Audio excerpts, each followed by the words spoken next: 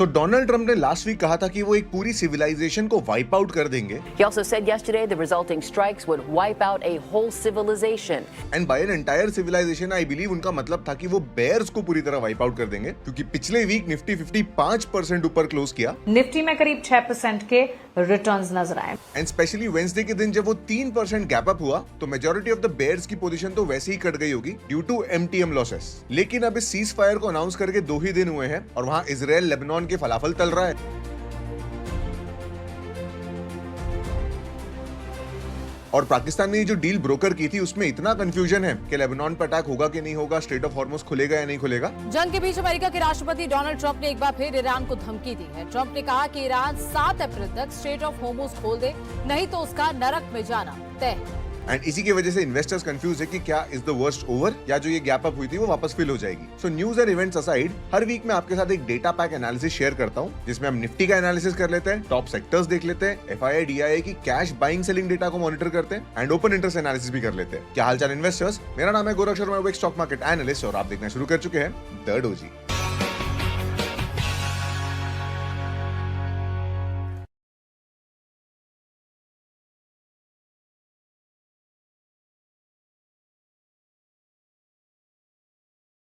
Alright, तो अभी मेरे स्क्रीन पे जो आप चार्ट देख रहे हैं निफ्टी 50 का 30 मिनट टाइम फ्रेम चार्ट है। पिछले वीक हमने कुछ इंपॉर्टेंट लेवल्स बनाए थे, तो पहले हम उसका एनालिसिस कर लेते हैं। पिछली वीक हमने ये लाइन एक प्लॉट की थी, अगर मैं इसको थोड़ा सा बड़ा कर दूं तो आप देखोगे ये लाइन हमने प्लॉट की थी और कहा था कि इसके ऊपर अगर प्राइस क्लोज होता है तो हम कहेंगे कि एक प्रॉपर प्राइस एक्शन रिवर्सल आया है। This was a very beautiful reversal, क्योंकि हर एक प्राइस पे ट्रेडिंग हुई। ये आइडियल रिवर्सल है जो मुझे पर्सनली बहुत फेवरेट है, मतलब मुझे पर्सनली बहुत पसंद है। इसी के बेसिस पे मेरी डेरिवेटिव कम्युनिटी ने लॉन्ग पोजीशन भी ली थी। एंड याद रखो, when you are trading derivatives you follow the process and you don't track the news. And इसी रिवर्सल का डायरेक्ट फायदा उन्हें हुआ वेंसडे के दिन जब मार्केट 3% गैप अप हुआ। इसके अलावा हमने एक और रिवर्सल लेवल प्लॉट किया था जो कि था 23,400 का लेवल। तो सबसे पहले क्या करेंगे, पुराने रिवर्सल लेवल को डिलीट कर देंगे। ये लेवल भी जो था एक इंपॉर्टेंट रिवर्सल लेवल था, लेकिन यहां पे प्राइस एक्शन गैप अप हुआ, सो दैट इज अ प्रॉब्लम। आपको पता ही होगा, अब तक आप मेरे वीडियोस फॉलो करते हो तो I am not a very big fan of gaps. तो होता क्या है कि ऐसे में इतना बड़ा गैप अप हुआ, ये एक न्यूज और इवेंट की वजह से हुआ था।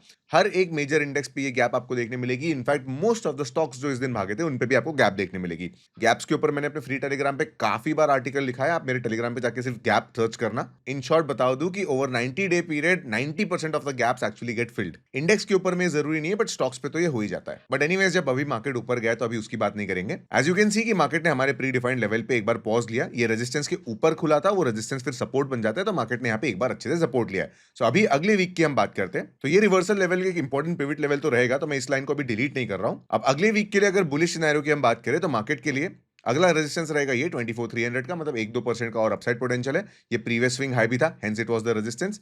तो अगले दो अपसाइड पोटेंशियल के लेवल है 24,300 फॉलोड बाय 24,500। ये दो रहेंगे रेजिस्टेंस लेवल। और अगर मार्केट खुदा ना खासा गिर जाता है, बेसिकली गैप फिल होने की बात आती है, तो the most important support is 23,250 का लेवल। यहां पे अगर मार्केट आ जाए गैप को फिल करते तो मैं तो बड़ा सस्टेनेबल मानूंगा इसे। ऐसा होने के बाद अगर रिवर्सल आता है तो ये बहुत अच्छी बात रहेगी। अब अगले वीक के लिए हम ज्यादा बेरिश सिनेरियो अभी से नहीं रख सकते, क्योंकि ये जो 2 वीक का सीज फायर आया है ना, ये अगला पूरा वीक सस्टेन करेगा। तो ये तो थे 30 मिनट टाइम फ्रेम पे निफ्टी के कुछ important level. Weekly time frame पे आप देखोगे तो थोड़ी पिक्चर आपको बेटर दिखेगी। देखिए इतने सारे ये 30 मिनट के लेवल्स है। अब मैं इनको अगर हाइड कर दूं तो पिछले वीक में जो एक डोजी बनी थी, अभी सिग्निफिकेंटली इस वीक उसके ऊपर क्लोजिंग आ चुकी है। इसे डेफिनेटली प्राइस एक्शन की भाषा में रिवर्सल तो कहा जाएगा। क्लोजिंग बेसिस पे we have a clear reversal. अब वो जो बीच में गैप आई है वो कब भरेगी भरेगी या नहीं भरेगी, वो एक बात का एनालिसिस है। But as per closing basis आप क्लियरली देख सकते हो कि भाई प्राइस एक्शन में एक रिवर्सल आ चुका है। हाँ, लेकिन इसके साथ मैं इंपॉर्टेंट कुछ फिबोनाची लेवल्स भी आपके साथ प्लॉट कर देता हूं। देखिए, अब मैं स्विंग हाई से लेकर स्विंग लो पे एक फिबोनाची लेवल प्लॉट करूंगा। तो यहाँ पे हमें 3 लेवल दिखते हैं। तो सबसे पहले तो आप देखोगे 23,700। अब देखो इतनी सारी लाइंस है तो आप थोड़ा कंफ्यूज तो हो जाओगे, बट आई होप आपको थोड़ा बहुत तो क्लियर दिख रहा होगा। सो देखो, ये एक लेवल है, ये दूसरा लेवल है, ये तीसरा लेवल है, ठीक है। नहीं तो भी आपको मेरे कर्सर पे पॉइंट दिख रहा होगा। सो अगर मार्केट अभी 24,250 पे आ जाए तो वो एक 50% रिट्रेसमेंट जोन रहेगा।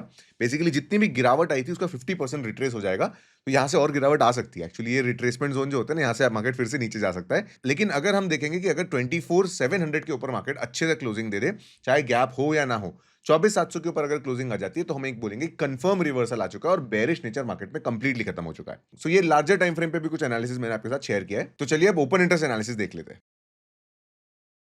सो अगर हम नेक्स्ट वीक एक्सपायरी की बात करें तो देखिए यहाँ पे पुट हुआ है 24,000 के लेवल पे, काफी स्ट्रांग है। तो इनफैक्ट आप सबसे एट द मनी के आसपास देखोगे तो सबसे इंपॉर्टेंट लेवल 24,000 का है। यहाँ पे पुट हुआ है ज्यादा है, मतलब मार्केट में बेरिश नेचर थोड़ा अगले वीक कम एक्सपेक्टेड है। और उसके बाद में सबसे ज्यादा पुट हुआ है जो है सीधा 23,000 के लेवल पे। ये लोग तो सिर्फ थीटा डीके का पैसा कमाने के लिए आए हैं। Followed by major important resistance level भी 24,500 जो कि प्राइस एक्शन के बेसिस पे भी आता था, एंड 25,000 क्योंकि ये भी थीटा डीके कमाने के लिए लोग रखे। बेसिकली जितना out of the money sale करते हैं ना, उसमें जो 1, 2, 3, 4, 10 रुपए का जो प्रीमियम मिलता है वो उतना ही कमाने के लिए लोग आते हैं। काफी रीजनेबल होता है एक्चुअली। जो बड़े पैसे वाले लोग होते हैं वो बहुत ग्रीडी नहीं होते, वो जनरली ऐसी far out of the money की सेलिंग करते हैं। अब उसी की जगह अगर हम मंथली एक्सपायरी देखें, 28 अप्रैल को जो मंथली एक्सपायरी है, तो एट द मनी के स्ट्रैडल 24,000 के कॉल और पुट दोनों सेल किए हुए नॉन डायरेक्शनल प्लेयर्स है। दे आर एक्सपेक्टिंग कि मार्केट ऊपर जाए नीचे जाए, लेकिन ले दे के वहीं पे क्लोज हो। ये बेसिकली थीटा डी के कमाना चाहते हैं। इंपॉर्टेंट सपोर्ट की बात की जाए तो 23,500 फॉलोड बाय 23,000। 23,000 का मंथली ओआई बहुत ज्यादा दिख रहा है, बहुत ऊंचा टावर आपको दिख रहा होगा। दिस क्लियरली इंडिकेट्स कि ये अब थोड़ा सा मार्केट में रिवर्सल के साइन आ रहे हैं। देन अगर रेजिस्टेंस की बात करी जाए तो अगेन 24,500 एंड फॉलोड बाय 25,000, ये क्लियर रेजिस्टेंस है। तो मार्केट में एकदम से बुल रन एक्सपेक्ट नहीं करेंगे अभी इसी महीने में, बेसिकली ब्रेकआउट एक्सपेक्ट नहीं करेंगे। अब यूजुअली यहाँ पे मैं आपको फ्यूचर ओआई शो करता हूँ, लेकिन आप मेरे टायर से भी देख सकते हैं, ये पीछे बैकपैक से भी आप देख सकते हो कि आज मैं ट्रैवल कर रहा हूँ। और क्योंकि अब तक के FII OI data and cash market data available नहीं हुआ है, तो आपको मिलेगा वो इसी वीडियो में, लेकिन शूट मैं उसे करूंगा मुंबई से। सो वो डेटा देखने से पहले हम देख लेते हैं कि मार्केट में कौन से सेक्टर्स ने लीड किया है और कौन से सेक्टर्स मार्केट को पीछे खींच रहे थे।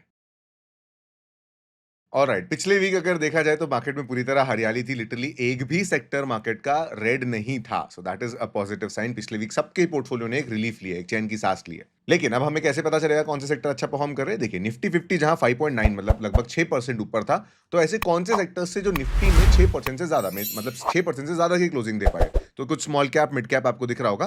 The best sector was reality index. आपने अगर देखा होगा तो रियलिटी इंडेक्स सबसे ज्यादा पिटाई देखा था इस पूरे साल में, तो इसलिए उसमें रिकवरी भी सबसे ज्यादा देखने मिली। दिस डज नॉट मीन कि उसमें रिवर्सल आ गया है, ये एक डेड कैट बाउंस भी हो सकता है। लेकिन एनालिसिस के बेसिस पे auto sector, reality sector, consumer durable, defence sector and financial services, ये सारे सेक्टर 9% से ज्यादा शूटअप किए पिछले वीक में, which is very good. Financial services, private bank और बैंकिंग सेक्टर में एक और क्या न्यूज आई थी पिछले वीक में? न्यूज मतलब एक डेटा आया था कि रेपो रेट को हमने चेंज नहीं किया, बेसिकली कांस्टेंट रखा है। अब बढ़ते क्रूड ऑयल और गिरते रुपए से क्या होने वाला था कि इन्फ्लेशन बढ़ने वाली थी, तो यहाँ पे बहुत ज्यादा चांसेस हो जाते हैं कि आरबीआई रेपो रेट को इंक्रीज कर देगा। लेकिन आरबीआई ने उस डिसीजन को होल्ड पे रखते हुए रेपो रेट को कांस्टेंट रखा है। कम तो नहीं कर सकते थे, वो तो टेबल पे नहीं था वो ऑप्शन, लेकिन इंक्रीज ना करना भी अगले कुछ महीनों के लिए हमें शांति देता है कि बैंकिंग फाइनेंशियल सेक्टर अभी अंडर वैल्यूड कैटेगरी में है। अब इसके अलावा metal and PSU banking sector ने भी अच्छा 7-8% का रैली दिखाया। अगर हम अंडर परफॉर्मेंस की बात करें तो भाई pharma sector, health care sector, IT sector, इनमें थोड़ी पिटाई देखने मिली, क्योंकि आपने नोटिस किया होगा तो बाकी पूरे समय पे ये सारे सेक्टर्स इतने गिर नहीं रहे थे। हेंस ये भी ग्रो किए, लेकिन बहुत कम। अगर आप अगले एनालिसिस वीडियो में इन सेक्टर्स के टॉप परफॉर्मिंग सेक्टर्स का चार्ट देखना चाहते हो तो मुझे कमेंट्स में जरूर बताना।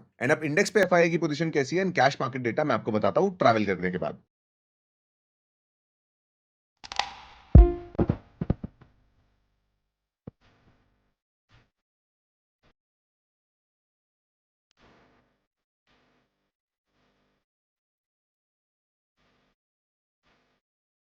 Alright, so I am now in Mumbai. अब चलिए हम एफआईआई के ओआई डेटा को देख लेते हैं। बेसिकली इंडेक्स पे एफआईआई की पोजीशन कैसी है इसको समझ लेते हैं। So as you can see यहाँ पे डेटा में बहुत अच्छा इंप्रूवमेंट हुआ है, और उसका रीजन भी आपको पता ही है, क्योंकि जब मार्केट में गैप अप हुआ था तो most of the short position square of हो गई थी। सो आज आप देख सकते हो कि ये डेटा 22% बुलिश साइड पे है। अगर पिछली वीक आप देखोगे तो ये डेटा 16% था, उससे पिछले वीक जो ये डेटा था वो 15% पे था, और उससे पिछले वीक जो है ये डेटा 14% पे था।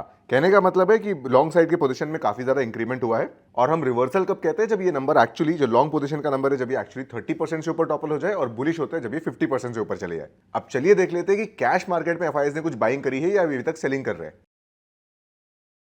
सो यहां पे हमारे पास एक इंटरेस्टिंग फाइंड है। फाइनली देखिए पिछले पूरे महीने में उन्होंने लगातार सेलिंग करी थी, आप देख सकते हो कि पूरा लाल बना था, लेकिन फाइनली उन्होंने 10 तारीख को छोटी सी 670 करोड़ रुपए की बाइंग करी है। बट जो भी हो, लगातार 3 दिन जब एफआईआई बाय करते तो हम कहते हैं कि भाई एक टर्न अराउंड आ रहा है इनके सेंटीमेंट में। सो इस डेटा को आपको अगले वीक भी ट्रैक करना पड़ेगा। सो बेसिकली मंडे के दिन, क्योंकि ट्यूसडे तो मार्केट बंद रहेगा, तो मंडे के दिन अगर बाइंग आती है, वेंसडे के दिन बाइंग आती है, तो आप ऐसा सोच सकते हो कि भाई FIIs are now back in Indian market. अब अगर हम इस डेटा को मंथली बेसिस पे देखेंगे तो अभी भी ये महीना, अप्रैल महीना, लगभग 38-39,000 करोड़ की सेलिंग ही शो कर रहा है। But we will closely monitor this. So overall to conclude this weekly analysis video, market में किसी भी तरह का पॉजिटिव रिलीफ एक वेलकम साइन है। अब ऑल्दो डेटा पूरी तरह से बुलिश नहीं हुआ है, but there are some positive signs. लेकिन मार्केट में अभी भी 2 क्लियर चैलेंजेस है। सबसे पहला तो ये ऑनगोइंग वॉर एक्चुअली खत्म नहीं हुआ है और कोई भी पॉजिटिव डायरेक्शन एक्चुअली लेते दिख नहीं रहा है। सेकेंडली, जो मार्केट में गैप बनी है ना, ये टेक्निकल्स का वायलेशन है। आप हिस्टोरिकली भी देखते आए हो कि सारी गैप्स फिल होती है, स्पेशली जब एक ही दिन पे सारे ही स्टॉक्स गैप अप हुए हो, so the probability of gap filling becomes very much certain. But data हमें ये भी बताता है कि गैप भरने के लिए काफी समय भी लग सकता है, एंड इसलिए the best strategy would still be value investing and picking the right sectors. By the way, power sector and data centre के कुछ टॉप स्टॉक्स आपको देखने होंगे, तो उसका एनालिसिस वीडियो मैंने लास्ट वीक शेयर किया था, उसे जरूर चेकआउट करना। अगर ये वीडियो पसंद आया है तो लाइक करना, यहां तक देखा है तो सब्सक्राइब करना मत भूलना, and I will see you in the next one.